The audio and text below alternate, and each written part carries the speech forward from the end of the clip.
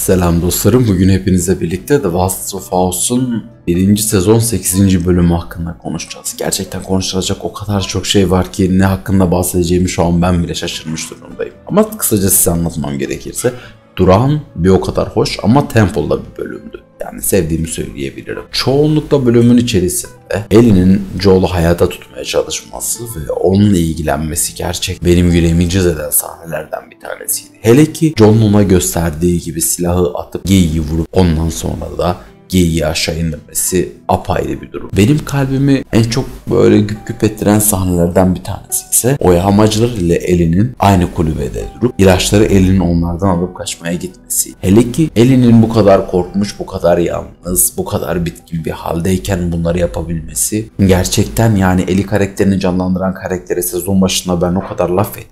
Ama harbiden kızcağız rolün hakkını fazlasıyla vermiş burada. Çünkü ancak bu kadar oyuna sadık kalınabilirdi bence. Ve bir diğer unsur da tabii ki de dostlarım, buradaki sahnelerden en iyisi benim için atın vurulma sahnesiydi. Gerçekten bildiğiniz gibi hayvanları seven biri olarak atın vurulması benim kalbimi cız eden bir sahneydi. Ama ve lakin orada o sahnede atın vurulduktan sonra Ellie'nin bayılıp bizim sübyancı reisin de kalkıp onu götürmesi ki sonraki sahnelerden de Joel'un kendine gelip o iki tane manyağı kalkıp da oyundaki gibi öldürmesi gerçekten beni o kadar mutlu ve tatmin etti ki dostlarım. Her izlediğim saniyede ve sahnede o kadar büyük keyif aldım ki dedim ki oh my god, yes baby, evet. İşte bu sahneler beni gerçekten diziye bağlayan ve oyunda beni arş alaya çıkaran sahnelerdi. Ki bir diğer sahnede hatırlarsınız, elimiz kapana kısılmış bir durumdayken sübyancı abimiz ise Ellie'ye yaklaşmaya çalışıyordu. Ve işin kötü olan kısımlarının da bir tanesi, burada Ellie'nin çok akıllılık bir derecesinde, hani yine oyuna bağlılık kalıp bir şekilde adamın parmağını kırmasıydı.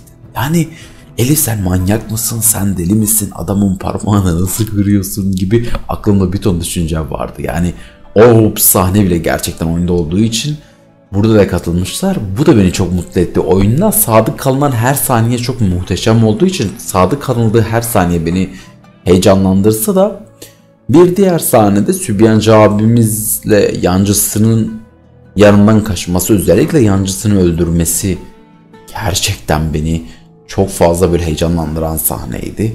Bir sonraki sahnede Joel'umuz Ellie'nin yerini öğrendikten sonra da, ki Ellie'nin yerini nasıl öğrendi hepiniz biliyorsunuz. O iki tane adama yerini söylettirdi. Ama nasıl vura vura, nasıl kıra kıra, nasıl vahşi bir sahneydi. Adeta baba kız ilişkisini tavan zirvede anlatan, adeta kızı için dünyayı yakabilecek bir babayı, adeta babası için dünyayı yakabilecek bir kızı anlatan bir seri. Gerçekten seriye tekrar ve tekrar insanın aşk olası geliyordu dostlarım. O sahneden sonra da zaten hepimizin izlediği güzel sahne geldi yavaş yavaş. Ellie'nin gerçekten ondan kaçması ve en sonunda da yakalayıp onu öldürmesi. Tabii o vahşet, o Ellie'nin yüzüne fırlayan kanlar sahnesi var ya, beni benden alan en güzel sahnelerden bir tanesiydi. İçimdeki o vahşet, içimdeki o delilik, içimdeki o şiddet arzusunun tavan yaptığı ve öyle bir keyif alaraktan kendimi mutlu hissettiğim bir sahneydi ki gerçekten. Umarım bütün sübyancılar bu şekilde ceza görür ve umarım bütün sübyancılar bu şekilde ölür. Bir diğer sahne de tabii ki de Ellie'nin üstündeki o şoku atlatamadan dışarıya çıkması ve dışarıya çıktığı sahnede de Joel'un ona tamam kızım demesi. Gerçekten dostlarım inanılmaz bir bölümdü. Ellie'nin korku bir şekilde Joel'a bakması. Ben o sahnede gözyaşı döktüm çünkü o sahnede hem kendimi Joel'un yerine hem de kendimi Ellie'nin yerine katabiliyordum. Bir yandan kızını bulmaya çalışan bir baba, bir yandan da babasını kaybettiğinin düşüncesiyle ama az önce de ona saldırmaya çalışan bir adamı öldüren bir kızın coşkusunu içimizde yaşayabiliyorduk. Siz bu seri hakkında neler düşünüyorsunuz ve bu izlediğiniz muhteşem bölüm hakkındaki düşünceleriniz ne dostlarım? Lütfen altta yazmayı belirtmeyi unutmayın. Kendinize iyi bakın. Hoşça kalın.